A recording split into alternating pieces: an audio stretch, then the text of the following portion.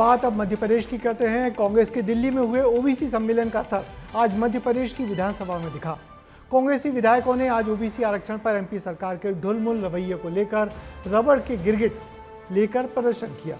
उधर ओबीसी महासभा ने भी आज सरकारी नौकरियों में 27% आरक्षण देने की मांग कर विधानसभा का घेराव किया। बाद में सरकार का बयान आया कि ओबीसी आरक्षण कोर्ट की पेचीदगियों में फंसा है, जिसे जल्दी दूर करने की सरकार की कोशिशें लगातार जारी हैं। आज सड़क से लेकर संसद तक ओबीसी मसले पर क्या कुछ हुआ, हमारी इस रिपोर्ट में देखिए।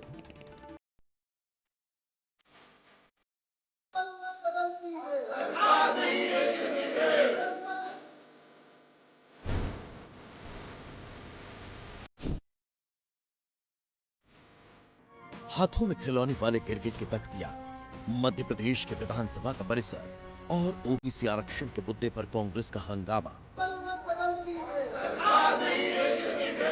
25 जुलाई को दिल्ली के तालकटोरा स्टेडियम में हुए कांग्रेस के महासम्मेलन के बाद ओबीसी के नाम पर जो सियासी बिसात बिछाई गई थी, कांग्रेस के नेताओं ने उसी के हिसाब से अपनी चाल चुनी। उम्मीद थी कि मध्य प्रदेश के विधानसभा सत्र में ओबीसी आरक्षण का मुद्दा उठेगा, और हुआ भी कुछ वैसा ही। मध्य प्रदेश के 51% ओबीसी वोटर के सहारे राजनीतिक एजेंडे को सेट करती कांग्रेस ने आज विधानसभा परिसर में जमकर हंगामा किया। विधानसभा के मानसून सत्र की आज शुरुआत हुई। कांग्रेस के नेता हाथों में सांकेतिक गिरगिट और बोर्ड लेकर पहुंचे। विपक्ष ने आरोप लगाया कि सरकार 27% ओबीसी आरक्षण के मुद्दे पर बार बार रंग बदल रही है। गिरगिट है रंग जो बदलता है, लेकिन गिरगिट से ज्यादा भारतीय जनता पार्टी की सरकार रंग बदलती है। लोगों के जो अधिकार हैं, उन अधिकारों से उनको वंचित करने का काम किया जा रहा है, चाहे वो हमारे आदिवासी वर्ग के साथी हो, चाहे हमारे दलित वर्ग के साथी हो, चाहे हमारे ओबीसी वर्ग के साथी हो।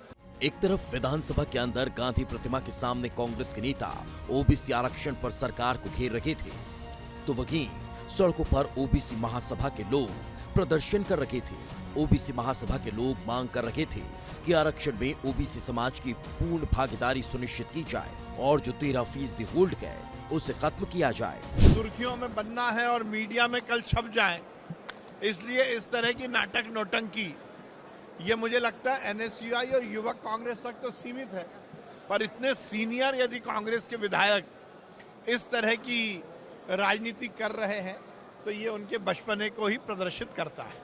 इसलिए कांग्रेसियों को इस बारे में ध्यान रखना चाहिए कि संविधान के जो मंदिर हैं, उन मंदिरों में किस तुलना से और कैसा प्रदर्शन करना चाहिए, कांग्रेस को सोचना चाहिए। गिरगिट नहीं बनना कांग्रेस को, ये हमारी उनसे निवेदन है। जिस प्रदेश में 51% मत का हकदार ओबीसी वोटर को, उस प्रदेश में ओबीसी आरक्षण के मुद्दे पर राजनीति होना लाजमी सी बात है। लेकिन इस आरक्षण में पेंच कहां फंसा है, उसकी सच्चाई भी देख लीजिए। 8 मार्च 2019 को कमलनाथ सरकार ने ओबीसी आरक्षण को 14% से बढ़ाकर 27% कर दिया, जिसमें SC, ST, OBC और EWS का कुल आरक्षण 63% हो गया, जबकि सुप्रीम कोर्ट की आरक्षण सीमा 50% है और यहीं पर इस मामले में कानूनी पेंच फंसा है। 2020 में आरक्षण फैसले पर मध्य प्रदेश हाई कोर्ट ने अंतरिम रोक लगा दी थी और 13% ओबीसी आरक्षण पर होल्ड लगा दिया। 7 फरवरी 2025 को सुप्रीम कोर्ट ने मामले में संज्ञान लिया और मामला हाई कोर्ट से सुप्रीम कोर्ट ट्रांसफर हो गया। वहीं 14 फरवरी 2025 को मध्य प्रदेश सरकार ने रुख स्पष्ट किया और कहा कि वो आरक्षण को लागू करने के लिए सुप्रीम कोर्ट में अपील करेगी, जिसके बाद से उम्मीद है कि जल्द ही प्रदेश में 27% आरक्षण का रास्ता खुल जाएगा।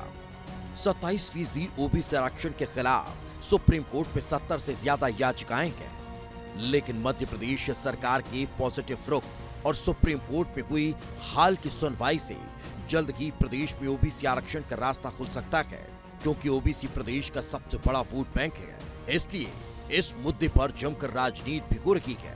ब्यूरो रिपोर्ट, विस्तार न्यूज। तो मध्य प्रदेश में सबसे बड़ा वोट बैंक पिछड़ा वर्ग का ही है, इसलिए बीजेपी कांग्रेस दोनों इस वर्ग को सरकारी नौकरियों में 27% आरक्षण देने का वादा करती है।